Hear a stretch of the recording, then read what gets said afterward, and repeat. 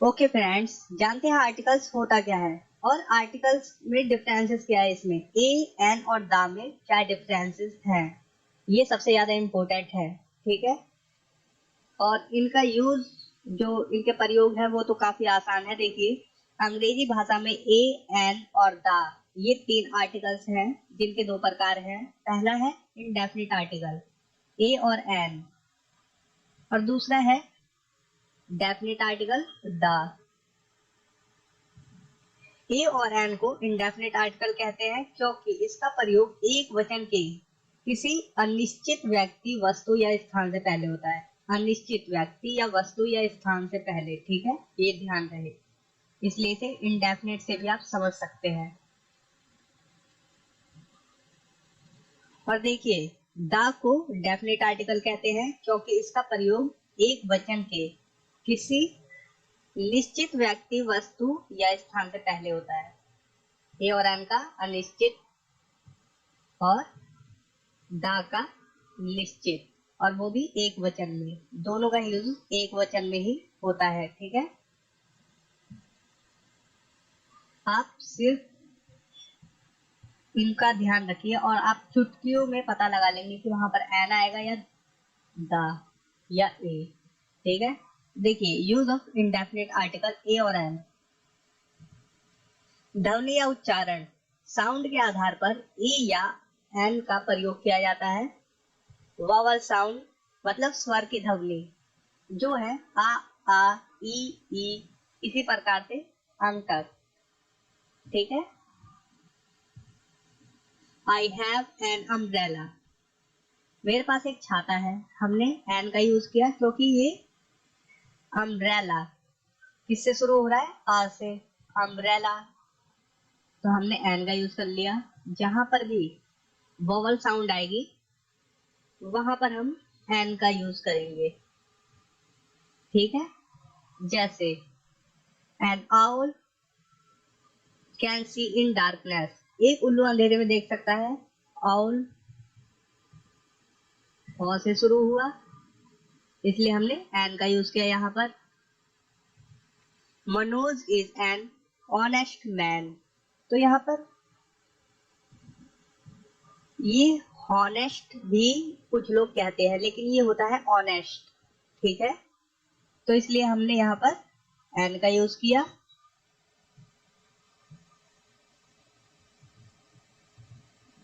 मनोज एक ईमानदार व्यक्ति है।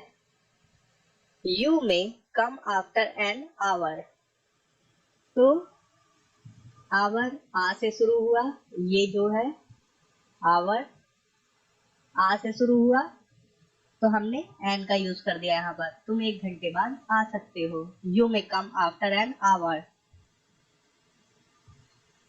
और ए का यूज तब होता है जब कॉन्सोनेंट साउंड आती है, जैसे कि का, था, गा, घा, ये सब, चा, छा, जा, जा, या, टा, ठा, डा, डा, है ना। ठीक है, का से ज्ञा तक, जैसे अ बॉय, बॉय में बा की ध्वनि आ रही है। ठीक है, बा, बॉय, अ गर्ल, गा। ठीक है, गा से शुरू हो रहा है। अ वीक वा से शुरू हो रहा है, इसलिए ए का यूज है। अ पेन पा से शुरू हो रहा है, इसलिए ए का यूज है। अ बुक बा से शुरू हो रहा है, इसलिए ए का यूज किया हमने। और ईटीसी इसी प्रकार से। ठीक है, अब देखिए, अ यूनिवर्सिटी या से शुरू हो रहा है, इसलिए हमने ए का यूज किया। अ यूनिफॉर्म या से शुरू हो रहा है, इसलिए ए का यूज किया।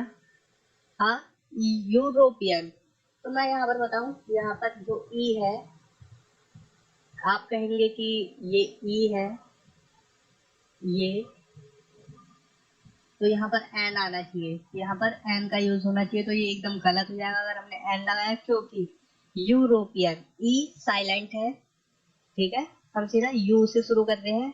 यूरोपियन, यूरोपियन नहीं कह रहे, हम कह रहे हैं यूरोपियन। ई यूरोपियन गलत होगा।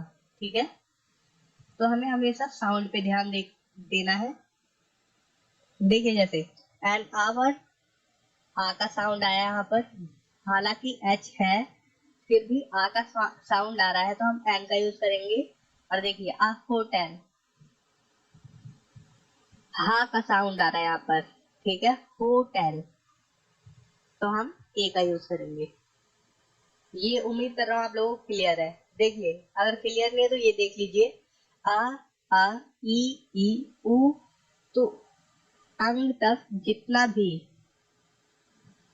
जितने भी मतलब कि वोवल है हिंदी में, उनके साथ हमेशा एन का यूज होगा। और का खा गा घा ज्ञा तक, ज्ञा से ज्ञानी तक जितने भी कॉन्सोनेंट है उनके साथ ए का यूज होगा। तो ये तो एकदम सिंपल है, ए और एन का यूज तो एकदम सिंपल, आपको क्लियर हो गया, ठीक है। अब देखते हैं,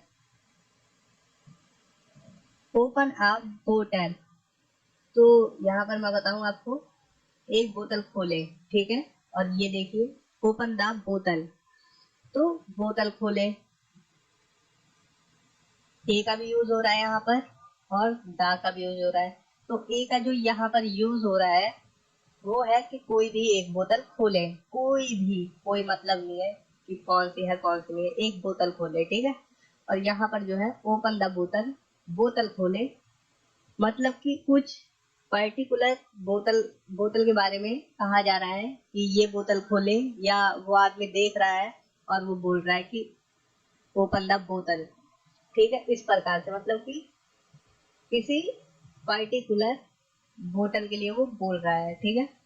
और ये जो है ए का यूज, ये किसी भी बोतल के लिए, ठीक है। बोतल खोले, ये देखिए, गिव मी एन अम्ब्रेला, मुझे एक छतरी दे दो, ठीक है। कोई भी छतरी हो, चाहे फटी क्यों ना हो, कैसी भी हो, मुझे एक छतरी दे दो, ठीक है। गिव मी द अम्ब्रेला, यहाँ पर भी चाहे फटी हो चाहे कुछ भी हो, लेकिन वो बंदा जानता है अम्ब्रेला मतलब कि उसे कोई भी छतरी दे दो, कोई पर्टिकुलर नहीं है ये, ठीक है, अनिश्चित है। और ये जो है वो निश्चित है, मुझे छाता दे दो।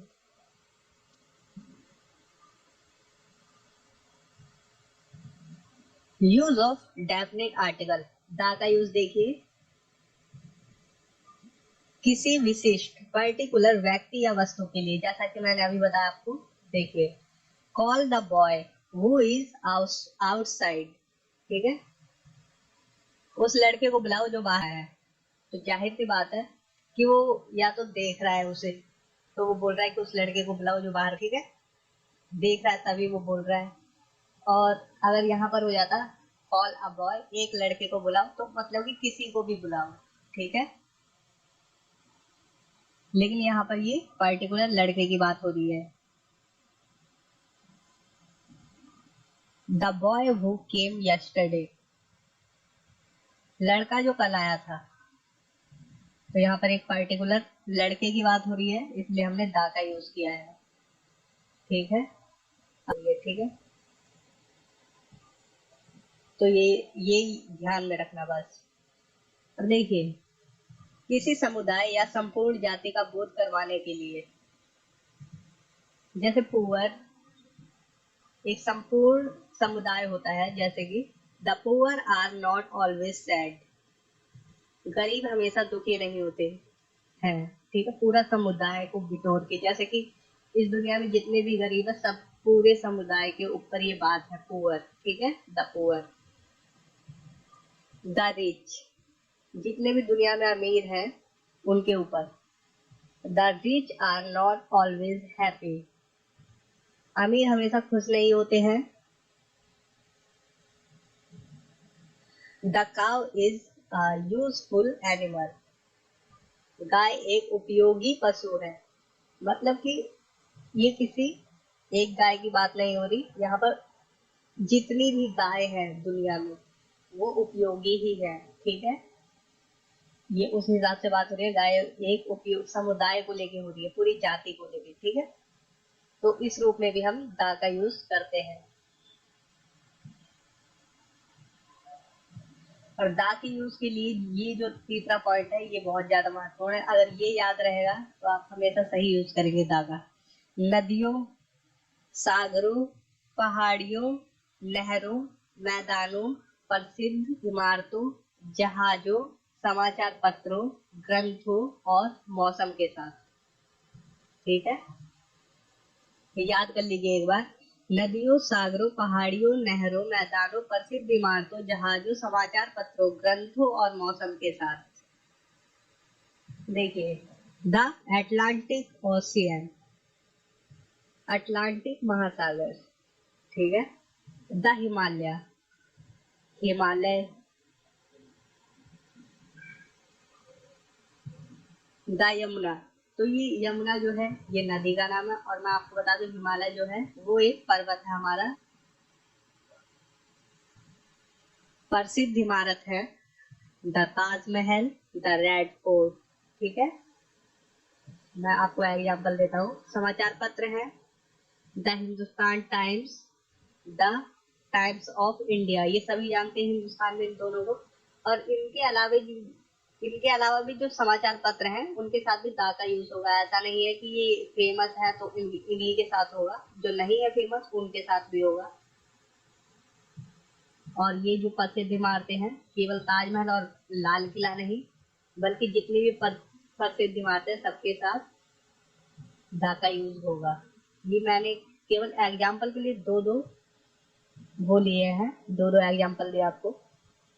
ग्रंथ या प्रसिद्ध किताब, द रामायण, जैसे रामायण, द बाइबल, बाइबल। ठीक है,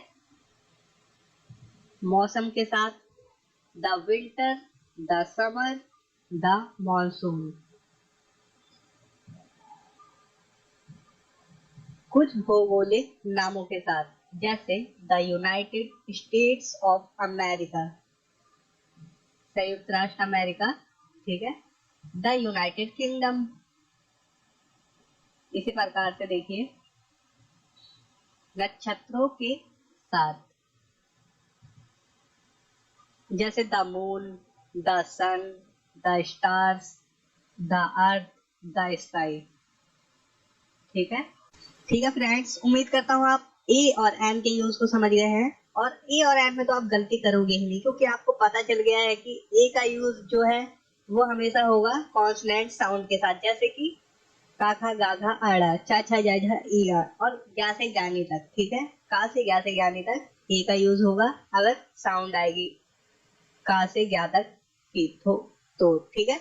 और जो एन का यूज है वो जितनी भी मात्राएं हैं, मतलब वोवल साउंड है उनके साथ, जैसे आ ई उ ऐसे करके। ठीक है, जितनी भी है। मैं दा का यूज भी बता दूं थोड़ा सा। जो दा का यूज है वो आप लोग समझ गए हैं, क्योंकि दा का यूज प्रसिद्ध इमारतों और पर्टिकुलर पर्सन, पर्टिकुलर व्यक्ति, एक वचन के साथ यूज होता है। और किसी भी मतलब कि पर्टिकुलर बंदे के लिए, इस विशिष्ट आदमी के लिए या विशिष्ट वस्तु के लिए, जो कि डिफरेंसेस है ए और दा में। जैसे ओपन अ बोतल, ओपन द बोतल। तो ओपन अ बोतल, कोई भी एक बोतल खोला, ओपन